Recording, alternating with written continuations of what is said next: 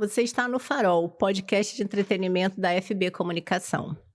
Hoje nós vamos falar sobre livros com uma pessoa muito especial, uma escritora baiana que ganhou o prêmio Jabuti ano passado, com um livro muito bacana que fala sobre mulheres e sobre leitura, o livro Doçura. A Emília Nunes, um prazer te receber aqui, Emília. Muito obrigado por compartilhar um pouco dessa sua história com os nossos internautas e ouvintes. O prazer é todo meu estar aqui no Farol com você, Ale, que bom. poder falar sobre esse tema que tanto me alegra e que é tão importante para a nossa sociedade, que é a leitura, especialmente na infância. Exatamente. A gente estava conversando aqui fora do ar, de que na nossa geração, a Emília é mais jovem que eu, 10 anos, mas ela ainda pegou muita coisa que eu peguei, né? Sim. Quando eu era criança, eu tinha Pluct Plact Zum, Arca de Noé, tinha músicas para decorar. Depois fui ficando jovem, aí apareceu Eduardo e Mônica, com aquela letra desse tamanho. Essa questão das crianças hoje em dia não terem acesso a essa cultura, né? Porque isso é uma cultura de épocas, Sim. né? Faz diferença na alfabetização e na vontade que elas têm de ter acesso a esses livros, que nós vamos falar bastante deles daqui a pouco. Eu acredito que faz toda a diferença e que diz muito também sobre um sintoma que vem antes desse, que é o sintoma da interação familiar.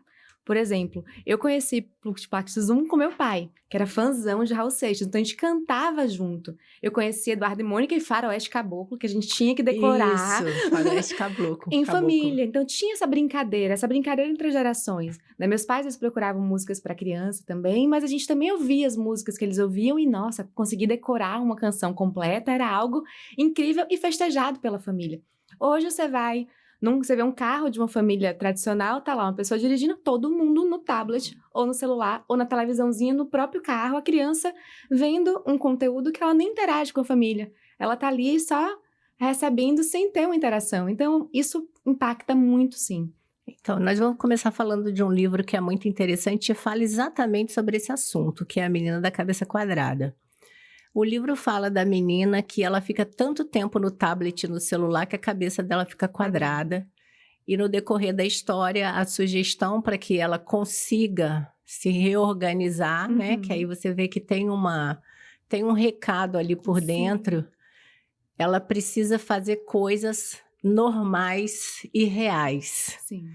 Eu estava conversando com você também antes de que eu chego nos restaurantes e uma coisa que me incomoda terrivelmente é ver a mesa, um lado adultos, outro lado uma criança, um tablet, uma criança, um tablet, uma criança, um tablet. Cada não um no existe seu uma quadrado. interação. Não. Aí você vai para a Menina da Cabeça Quadrada. Ela foi inspirada nisso? Sim. A Menina da Cabeça Quadrada tem uma irmã muito mais nova do que eu. Eu tenho 38, ela tem 15. Quando ela tinha 7... Cecília, minha irmã, que dá nome à protagonista da história, ganhou um tablet. Que é uma fofa, por sinal. E ela vivia grudada no tablet.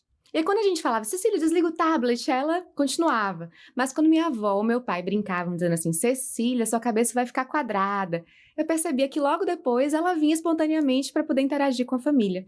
Então, eu me senti inspirada ali naquele momento. Pensei, nossa, como seria essa história de uma menina que acorda com a cabeça quadrada? Se a cabeça ficasse quadrada de verdade, como é que seria? E aí a brincadeira é essa, ela acorda com a cabeça quadrada, o pai leva no médico, o médico, o doutor, não sabe como desquadradizar a cabeça, mas é a avó que vai dar o conselho, né? Que ela faça brincadeiras redondas. Então ela vai voltar para a infância do brincar. Que é a infância que joga bola, a infância que brinca de bicicleta, a infância que tem amigos, que faz roda. E nessas brincadeiras, ela volta a ter a cabeça redondinha. Ela vai desquadradando. Ela vai desquadradizando a cabeça. E você acha que as crianças hoje em dia, elas estão a pé disso acontecer? Ou elas já têm as cabecinhas quadradas, invisivelmente quadradas, e as mães, os pais não conseguem arredondar essas cabecinhas de volta? Olha, tem um livro que foi lançado recentemente, que é muito interessante, uma geração ansiosa. E ele vai trazer o conceito da geração do brincar versus a geração celular, que é essa geração de 2010 para cá, mais ou menos, 2000 e um pouquinho mais para frente, para cá.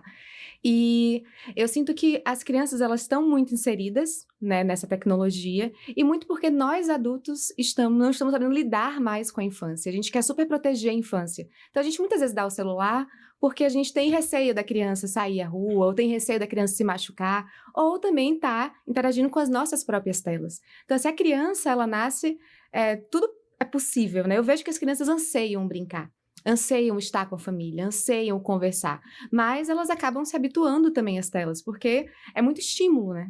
E ali é uma satisfação muito rápida, mas isso gera né, crianças e adultos e jovens com muitos problemas, né? Relacionados à ansiedade, principalmente. Em relação à leitura dos livros propriamente ditos, a questão do telefone celular, ela impacta muito nisso?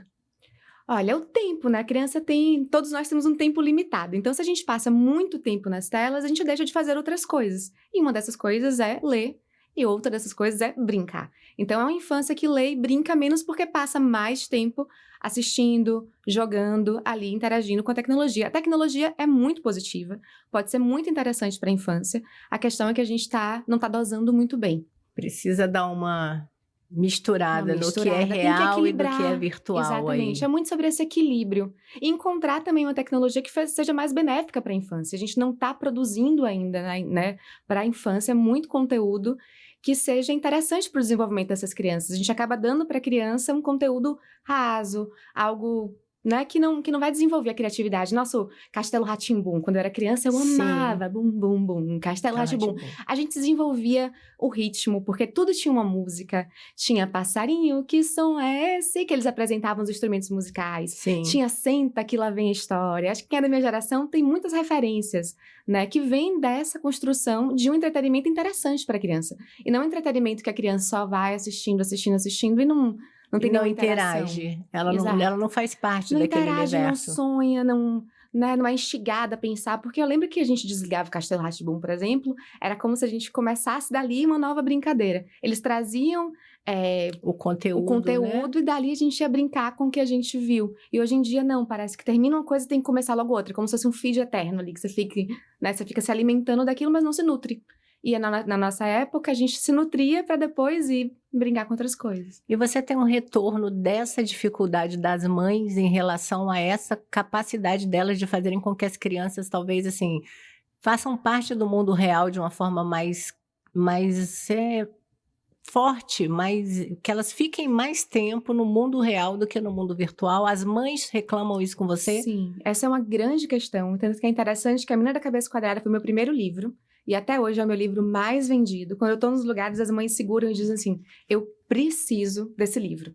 No sentido de, eu tô tão desesperada com essa situação que minha criança tá, que eu preciso de alguma coisa que me ajude a trazer ela de volta pro brincar, para trazer, né, tirar um pouco ela das telas. Então, as mães, assim, tem uma sobrecarga de trabalho muito grande também, porque, querendo ou não, a tecnologia, né, as telas, servem um pouco de distração. Às vezes você tem um trabalho para entregar, você tem uma situação para resolver e aquela tela ali ajuda a criança a ficar mais quieta. Mas eu acho que a gente não quer uma infância quieta, a gente quer uma infância exploradora, criativa, interessada.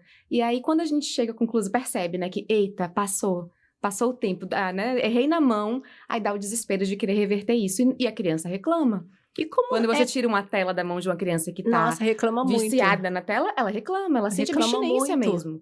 E aí você precisa sustentar, porque é de nós adultos a responsabilidade sobre o desenvolvimento dessa criança. A gente não pode, né, deixar que ela tome essa decisão, porque ela é uma criança. A gente precisa dizer, não, a tela agora não. Então tem que definir tempo de uso de tela, sim. Assim, se a gente não presta atenção, a gente deixa uma criança 5, 6 horas na tela brincando. Brincando, assim, você não percebe. Eu acho que deixa até mais, viu? Ou mais, né? E hoje, né, as pesquisas mostram que até uma certa idade, 0 tela, até 1 ano, 0 tela, depois vai aumentando um pouquinho, ali na infância de 5, 6 anos, no máximo 2 horas. E você tem que regular isso, tem que ajudar a criança a se regular. Então, por exemplo, você dá um tablet para uma criança, dá um celular para a criança, você tem que colocar o Family Link, você tem que colocar um controle que você vai decidir e organizar com aquela criança para que ela tenha o contato, que ela use, que até te ajude no seu dia a dia, mas que não vire uma coisa descontrolada.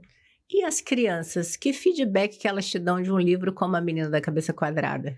Eu tenho muitos feedbacks fofos das crianças, assim, elas tem algumas que colocam a mão na cabeça pra se perguntar, será que minha cabeça tá quadrada? Tia, você olha se minha cabeça tá quadrada, acontece muito, assim.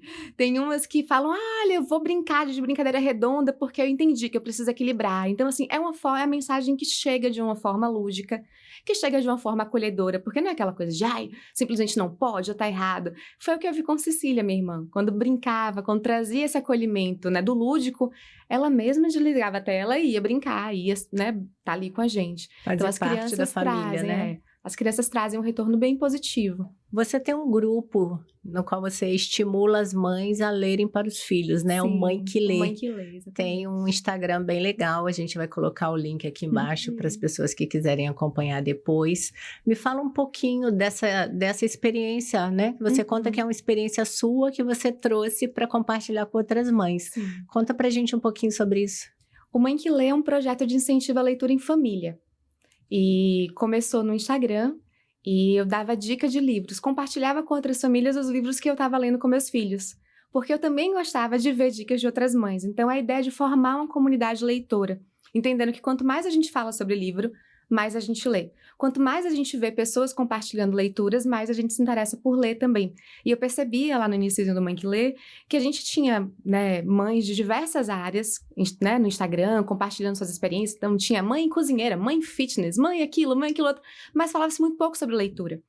Então, assim, eu acho que é importante a gente falar sobre leitura. Eu me fico muito feliz quando eu vejo hoje em dia, por exemplo, no Instagram, no WhatsApp dos grupos que eu participo de mães, as mães dando dicas de livro. Eu li esse daqui, funcionou. Eu li esse daqui, foi muito legal. Então, a ideia é que a gente possa compartilhar as leituras e estimular que pessoas leiam mais. Ele funciona dessa forma, são dicas de livros. Então, vira e mexe, eu faço 3 dicas de livros sobre tal e tal tema, porque os temas ajudam, né, a chamar a atenção do público. E na pandemia, que foi um momento assim que eu mais estive ativa, né, no Instagram, eu fazia lives de contação de história. Então, quando começou a pandemia, eu pensei, poxa, tá todo mundo em casa com as crianças, vou, né, abrir a câmera aqui e contar. Colaborar. Aí eu imaginava que vai durar 15 dias, né? Pensei assim, eu tenho 15 livros, né? Porque eu tinha uns 15, vou dar uns 15 dias eu vou ler os meus livros.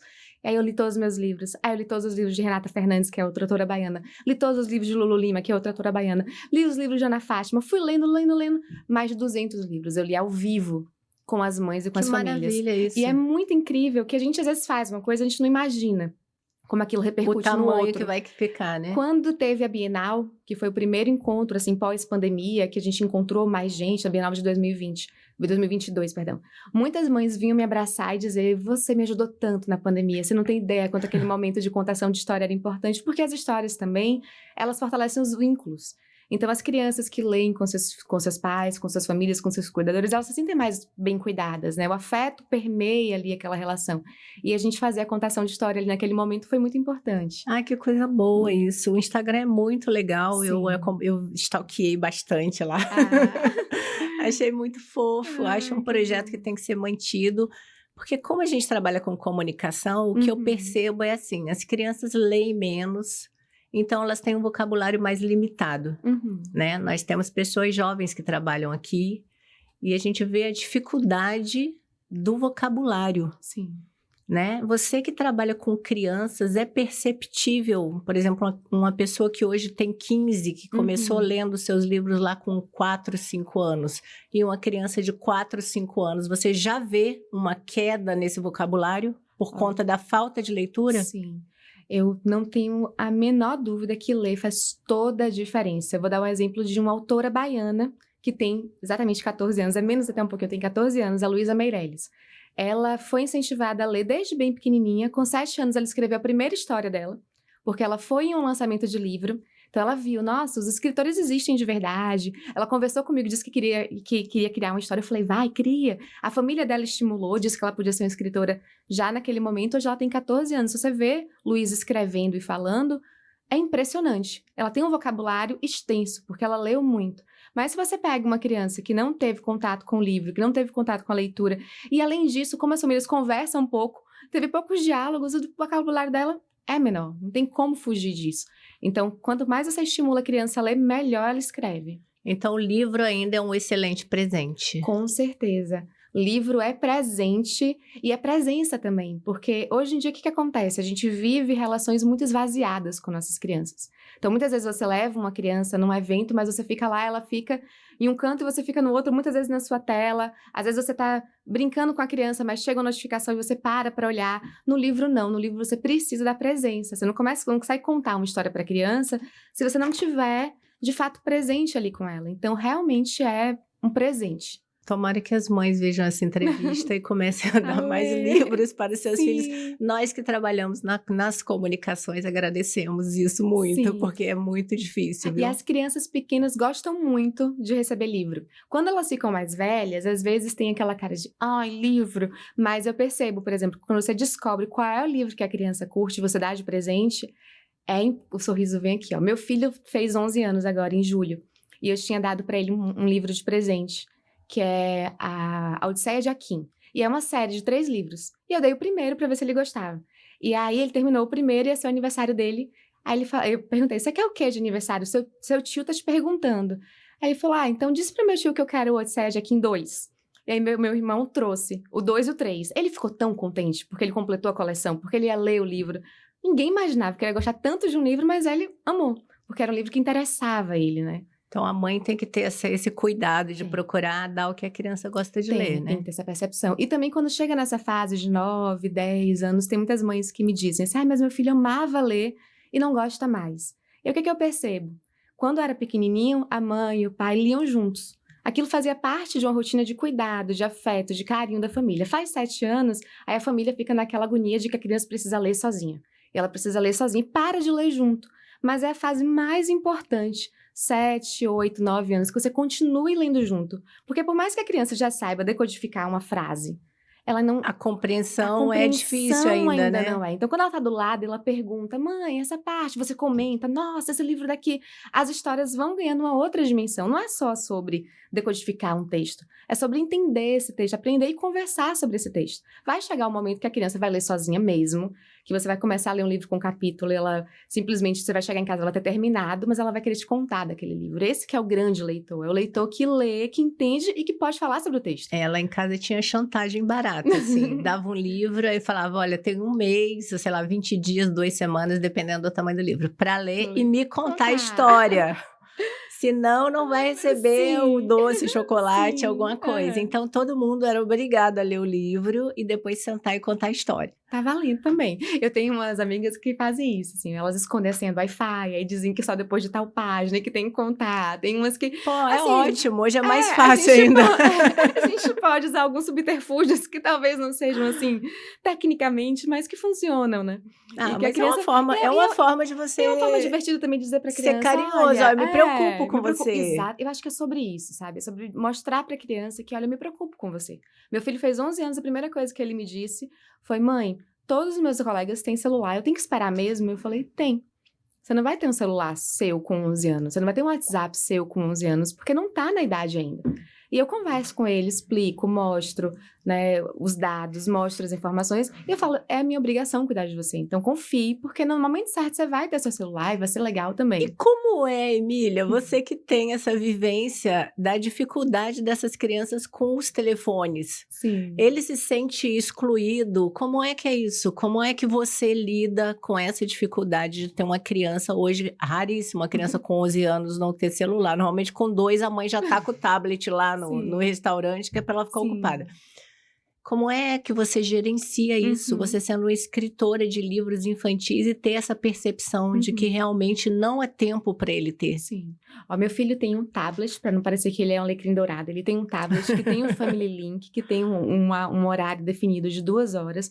A gente vê toda semana, a gente faz uma vistoria, eu e ele, dizendo quanto tempo você ficou em cada aplicativo. E ele gosta muito de desenhar. Então a gente comprou o tablet para ele desenhar. E o que eu tava percebendo? Que ele tava passando pouco tempo desenhando, muito tempo assistindo. Aí eu falei, filho, peraí, espertinho. A gente comprou pra desenhar, né? Pra você desenvolver essa habilidade. Aí a gente foi... Mas se eu não tivesse mostrado, ele não tinha percebido. Não era uma coisa que ele fazia. Aí eu falei, vamos fazer o seguinte, aumente seu tempo de tela de desenho. Não vou reduzir o tempo geral, mas assim, eu aumento seu tempo de tela, mas tem que ser pro desenho. Aí a gente combina isso. No WhatsApp, no celular, o que me preocupa no celular? É uma tela muito pequena. E é uma tela pessoal. Então, a criança, ela começa a ter acesso a coisas sem nenhum filtro. Então, por exemplo, ele tá em todos os grupos de WhatsApp que ele quer estar com o meu celular. Então, ele participa dos grupos, ele participa com os colegas dele, mas é no meu celular. Tanto ele sabe, quanto os colegas sabem, quanto as mães dos colegas sabem que O celular é o seu. Que o celular é o meu. Então, assim, eu não fico olhando tudo que ele fala no grupo, porque não é sobre isso. Mas, de vez em quando, eu dou uma olhadinha e falo, ó, filho, aqui não tá legal esse tipo de comportamento. Olha, aqui não é assim, por exemplo, uma bobagem. Mas, ó, quando você escreve em caixa alta, é como se eu estivesse gritando. Ah, mãe, eu não sabia. Então, assim, são coisas que a gente precisa educar as crianças para que elas saibam usar, né, os recursos que a tecnologia oferece. Simplesmente entregar na mão, ela não vai aprender sozinha, ela vai aprender com os pares, que muitas vezes são crianças também, que também estão aprendendo. E às que vezes também não e também não aprenderam com os aprenderam com os pais, né? pais, exatamente. Então, a gente precisa ter essa educação para o uso da tecnologia, na infância, na adolescência. Então, assim, por enquanto, estou conseguindo segurar. Mas, assim, minha meta é só dar o celular com 14, mas vamos ver se eu vou conseguir Mas segurar. tá quase. É. Emília, vamos falar um pouquinho do Prêmio Jabuti que você sim. ganhou. Muito parabéns. Obrigada. Eu achei o livro muito fofo. O livro Doçura, ele conta a história de uma família de mulheres negras, né? Sim. Que leem umas para as outras e a partir daí elas desenvolvem uma sensibilidade muito apurada. Da onde saiu essa história?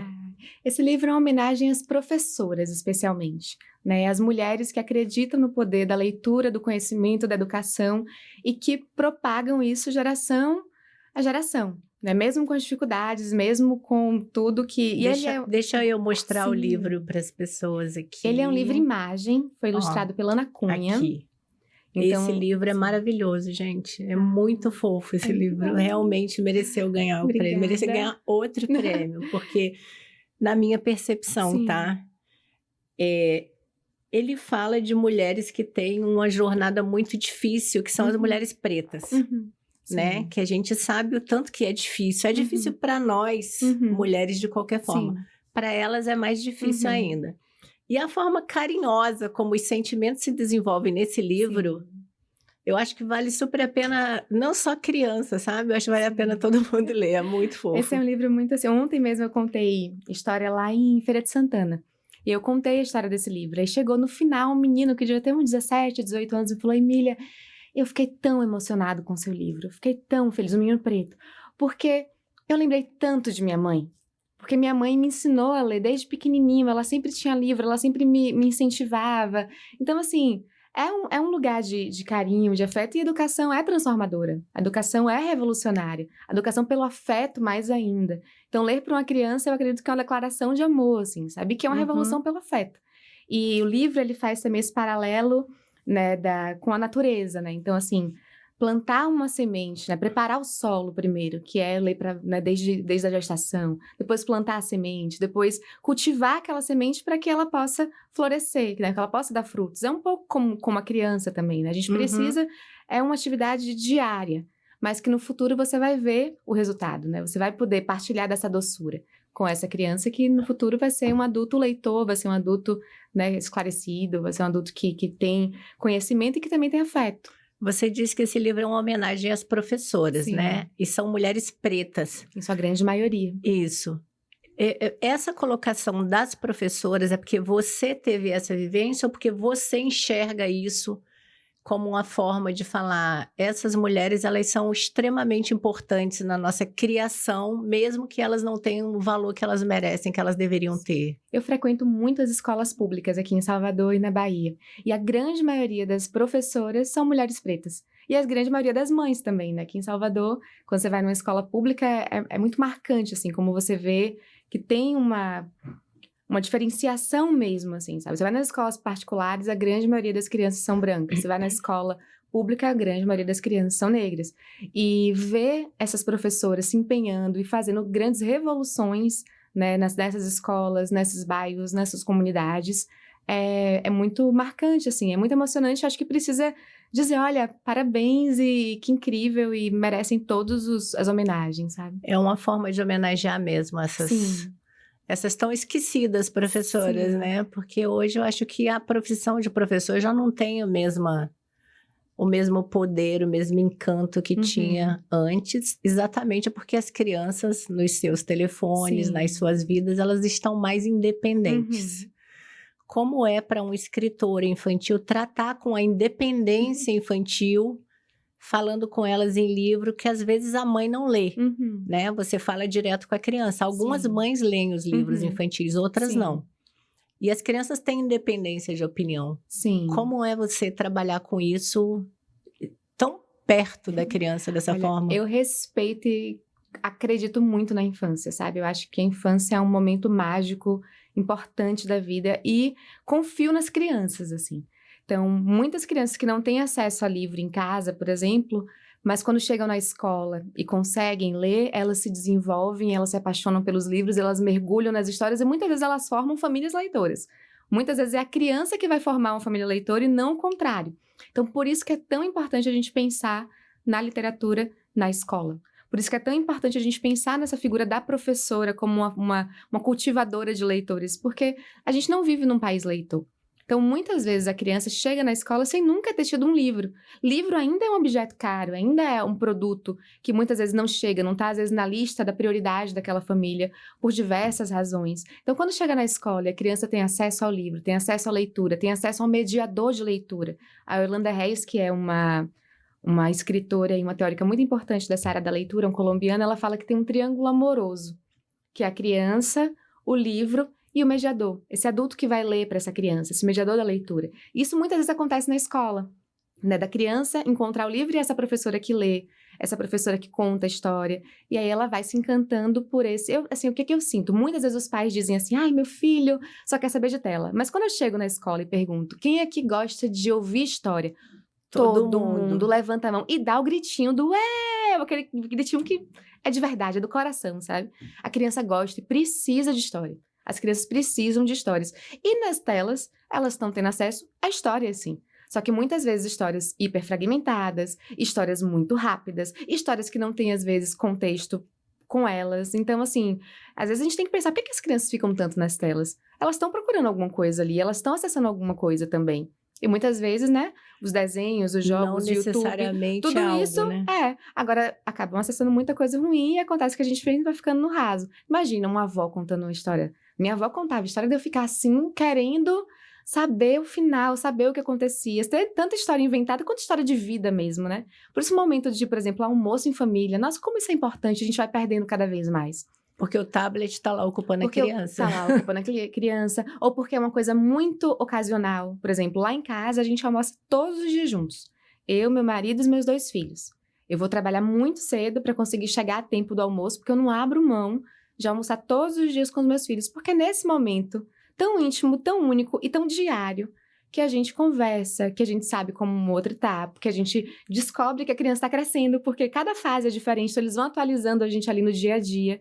E muitas vezes a gente não consegue isso, porque o ritmo da vida é forte, né? Então muitas vezes a família não consegue nem se ver direito. E aí quando vai no final de semana, não tem nem o hábito de almoçar junto, cada um na sua tela, porque é tanto assunto que tá acumulado, que é melhor ficar calado, cada um na sua tela, do que experimentar, sabe? Essa troca. Isso acaba sendo um ciclo vicioso que eu acho que está cada vez mais difícil de ser quebrado, né? Talvez os livros que você escreve ajudem. Tem um dado bom que dá uma alegria, é que o Brasil, ele, nas pesquisas, né, mostra que a gente está menos leitor. Mas entre 5 e 10 anos aumentou a quantidade de leitores. Então, algo pode estar acontecendo aí de estar trazendo um público para a leitura. E eu vejo também dos jovens, sabe? Eu tenho visto muitos jovens ali de 13, 14, 15 anos interessados pela leitura. Eu tive na Bienal e eu fiquei bem feliz, porque estava muito cheia. Sim. E eu vi muitas pessoas comprando livros e tinha, assim, bancas de promoção de livros. E as pessoas ali querendo, cada uma catando o seu livro preferido, procurando no meio da confusão de livros.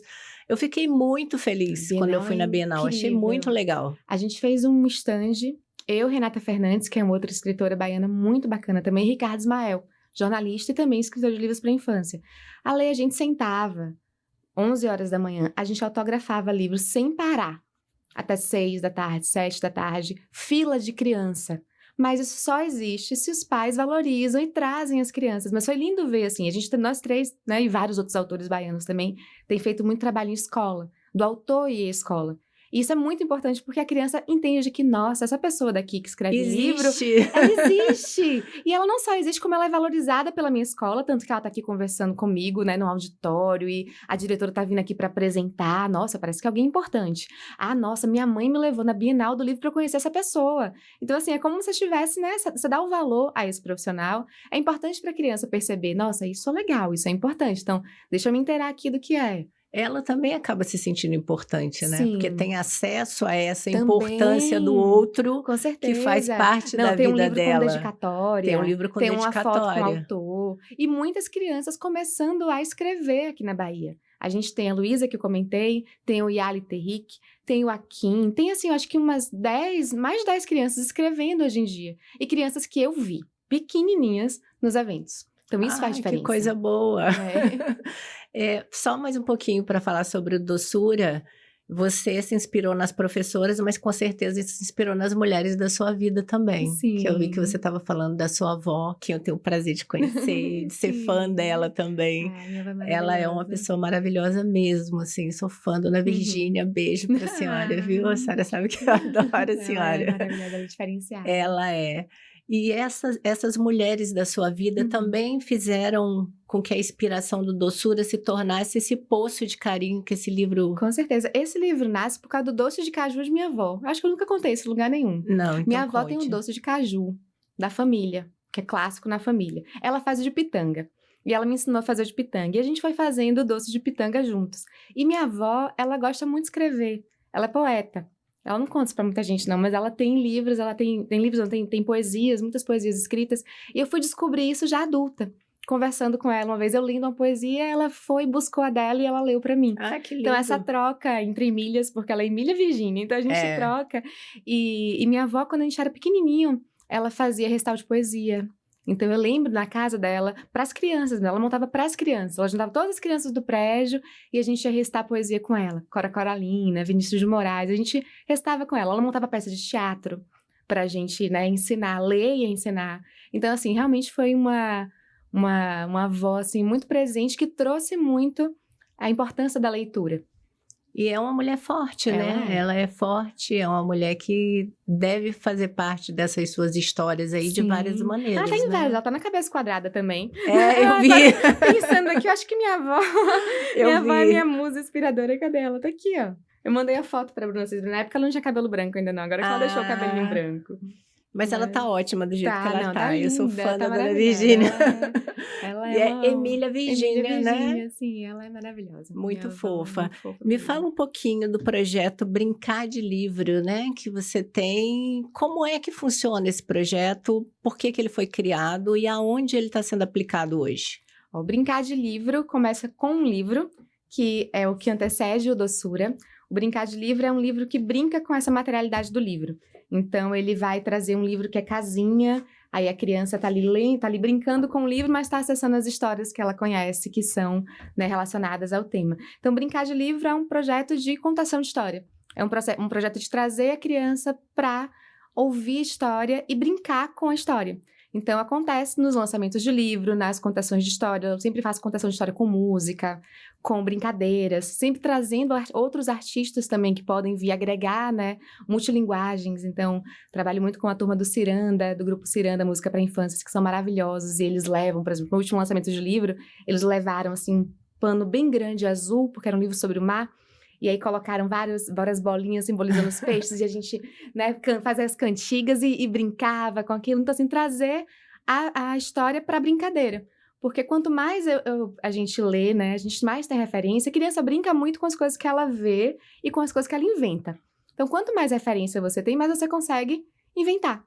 Então, o Brincar de Livro é muito esse sentido de trazer o lúdico para a contação de história. E ele ainda existe, esse projeto? Ele acontece nesses ambientes de lançamento do livro, nesses ambientes de escola, nesse sentido que acontece. Então, ele não acaba, a gente vai ter Não sempre acaba, um sempre vai livro, ter as crianças sempre vão ter um livro para brincar. Sim.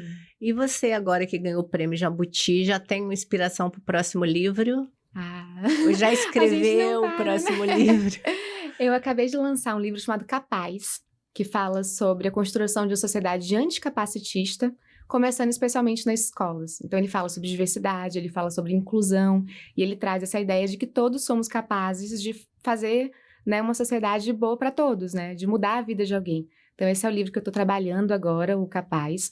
E tem já alguns livros, assim, as ideias prontas. Tem um que já está prontinho mesmo, só falta imprimir, que é O Irmãozinho da Jaquinha. A Jaquinha foi um livro que eu fiz, que é de uma jacarezinha que mordia. Ah, eu vi E um aí- pedacinho da Jaquinha. E agora ela vai ser irmã mais velha. E aí ela vai conversar com o leitor sobre isso, como é, né, ser irmã mais velha. Então tem esse Tá Pronto. E tem já algumas inspirações para ano que vem. Eu acho que pelo menos 2 livros para ano que vem vai sair. E você teve os livros lançados em outros países também esse Sim, ano, não esse foi? ano Fala um foi. pouquinho pra gente como é que é essa coisa de outros idiomas, Uhum. outras crianças, outras criações, né? Como é que essas Sim. crianças vivem diferente das crianças aqui no Uhum. Brasil? Como é a sua percepção de que outras pessoas de outras culturas vão Uhum. entender, talvez de uma forma completamente diferente daqui, Sim. o que você escreve? Eu sou professora de uma plataforma espanhola chamada Doméstica. Nessa plataforma, eu tenho mais de 4.000 alunos já. E essa plataforma ela é para o mundo inteiro.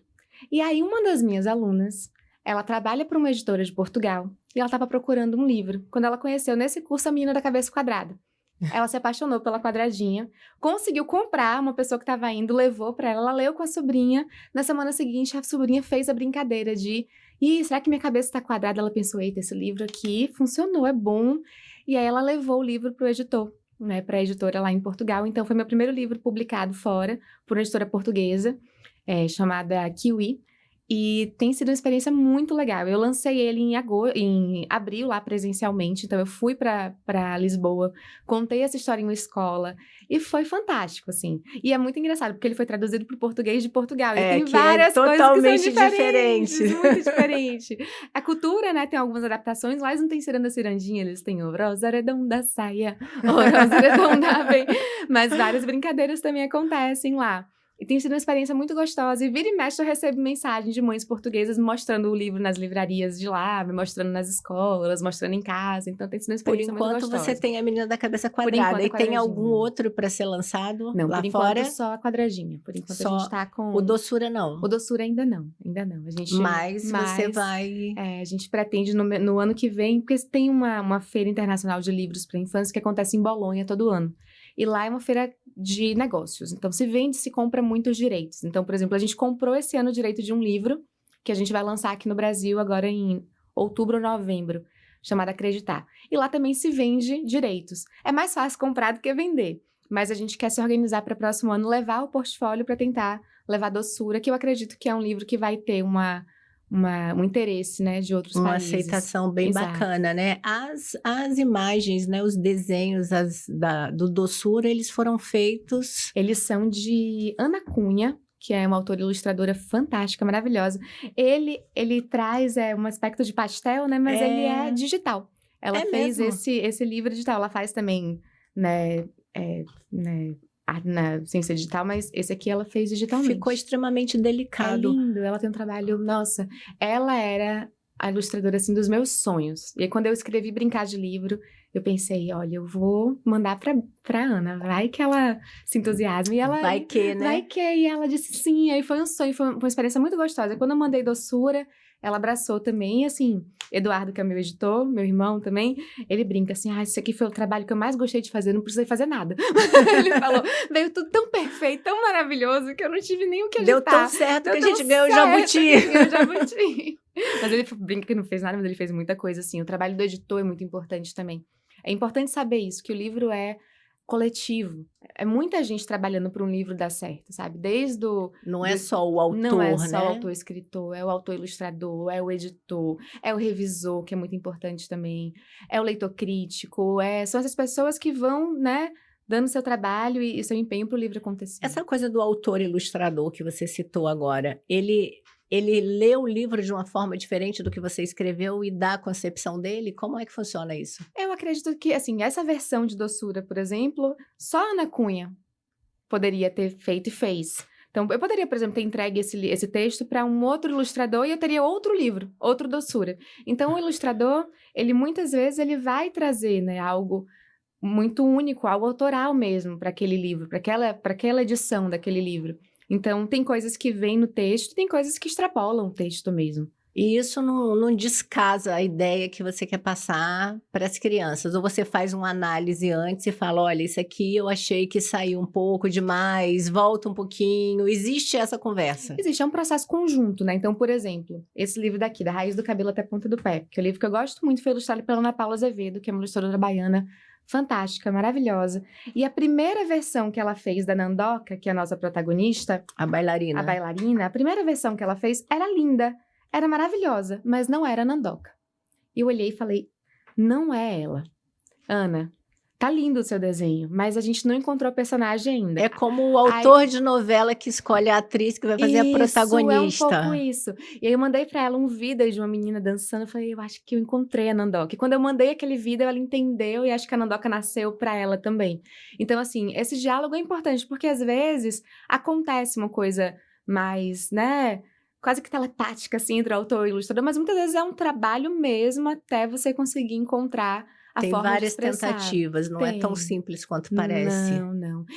E tem muito a ver também com você, no caso, eu acredito muito que o escritor e que o editor precisam confiar no trabalho do ilustrador e amar aquele trabalho, conhecer aquele trabalho, né? Ou conhecer o portfólio, ou conhecer aquele artista, porque assim, você está convidando uma pessoa, né, para fazer parte de um projeto. Uma Então, pessoa que não fez parte da concepção do projeto, no Exato. caso, né? Ela já pega o projeto pronto e ali ela tem que transformar na sua ideia. ela vai ser, às vezes, o primeiro leitor daquele livro, né? E vai trazer uma primeira interpretação daquela história.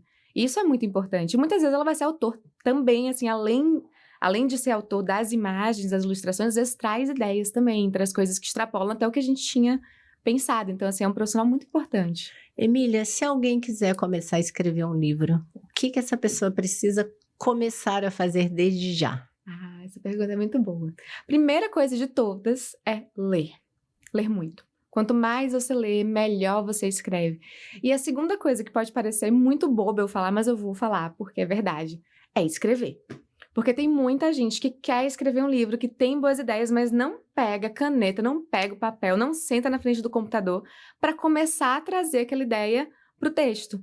Então, Realizar. Assim, realizar é importante mesmo. Não significa que a sua primeira versão vai ser o livro final. Não mesmo. Livro... Normalmente não é, Normalmente inclusive, não né? é. Livro é processo mesmo. Você vai mudando, você vai se ambientando, você vai ficando mais íntimo daquela história.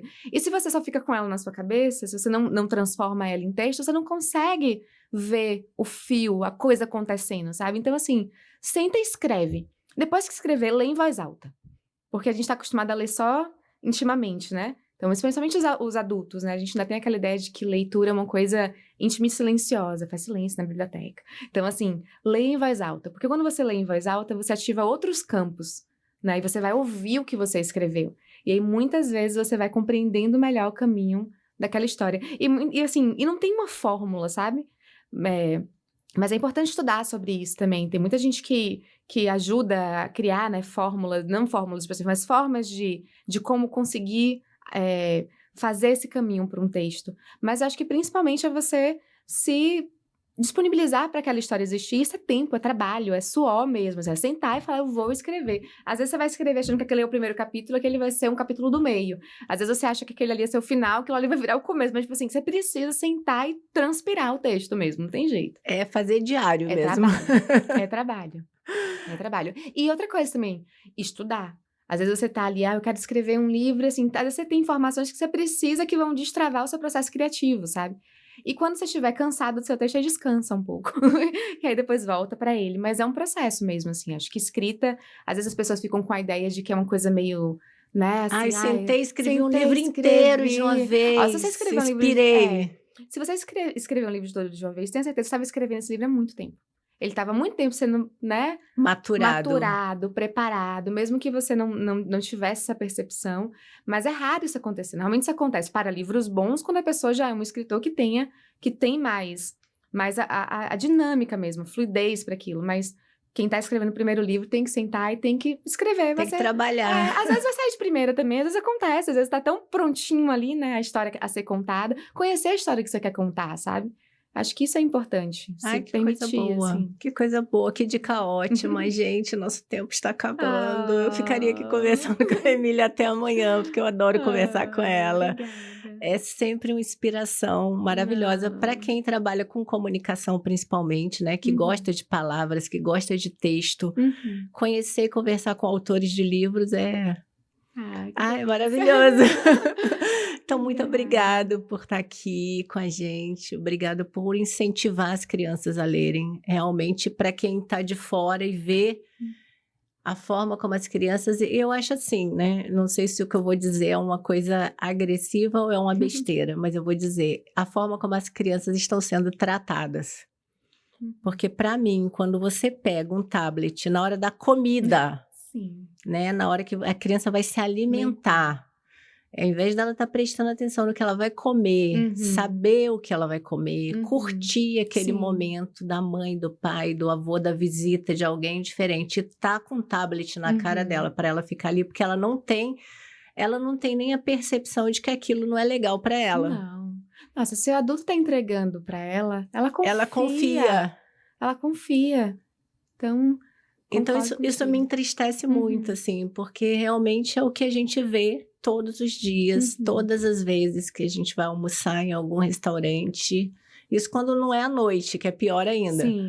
Mas normalmente na hora do almoço é assim, a família, pai, mãe, tablet e criança. Mas sabe o que é também? Eu acho que eu prometo que eu já sei que tá no finalzinho, mas pensando nisso, eu acho que a gente precisa colher de novo a infância nos lugares. Então, muitas vezes os pais e mães também dão os tablets porque a criança vai fazer bagunça, a criança vai fazer zoada, porque ela é uma criança e tá tudo bem. Antigamente a gente corria entre uma mesa e outra, claro que mantendo a educação, não é deixar a criança fazer qualquer coisa, mas assim, os outros adultos tinham compreensão maior, né?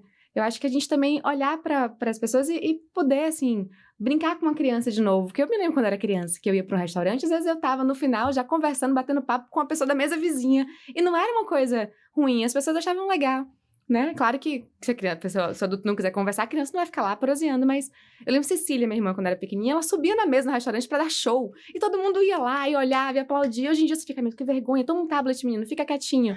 Então, essa coisa de querer deixar as crianças quietas, muito quietas, não vai funcionar. Acaba não fazendo muito bem, né? Bem. Nem a criança, nem a gente, né? Todo mundo. Eu acho também. Eu acho que um pouco de bagunça faz bem para todo mundo, não bagunça com educação ótimo. Tem que ter a mãe para dar o limite ali, claro, que também não vai deixar a criancinha tacar fogo. É a alegria da infância, né? A criancinha tacar fogo no restaurante não pode. Não. Mas é isso, acho que tá tão sem borda que vai, né?